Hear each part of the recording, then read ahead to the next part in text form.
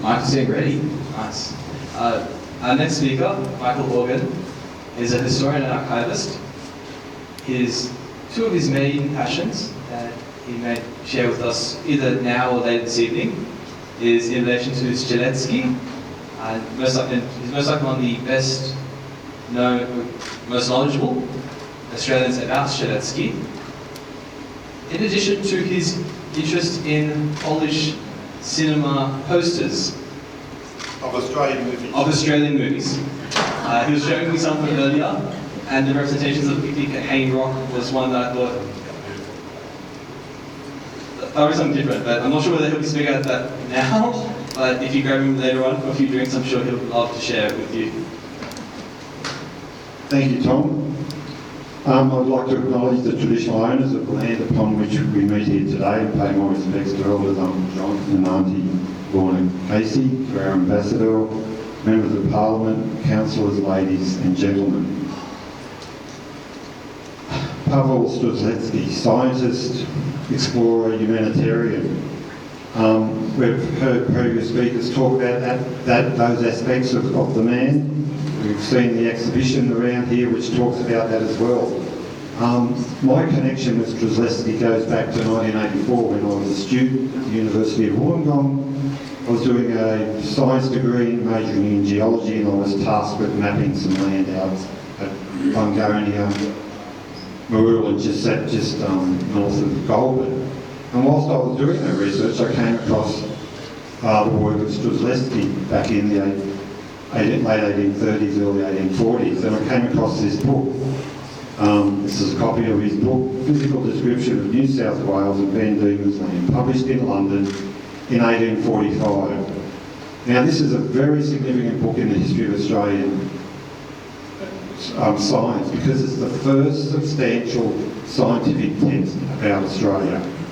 Within its 500 pages, it's got a wealth of information covering so many of the natural sciences: geology, mineralogy, paleontology, botany, meteorology, ethnography, embryology is in here.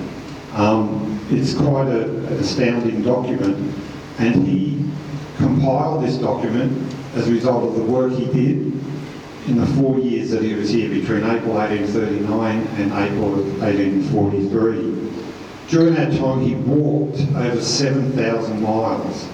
Now, for those of us who are worried about our health, that's 14 million steps. That's a lot of steps to do in 4 years. And he was very much someone who he was doing his research. He was on the ground doing research. But he was also a very sociable person. He was able to communicate with all levels of science, of society.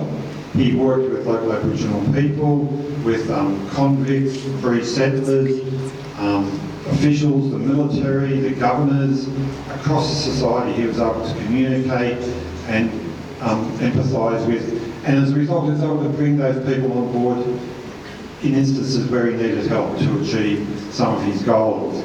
And I think the expedition to Melbourne, to the Gippsland, and the encounter with Mount Koskiusko, that was just one small element of the things he achieved during his lifetime. And this book is one major element of what he achieved during his lifetime.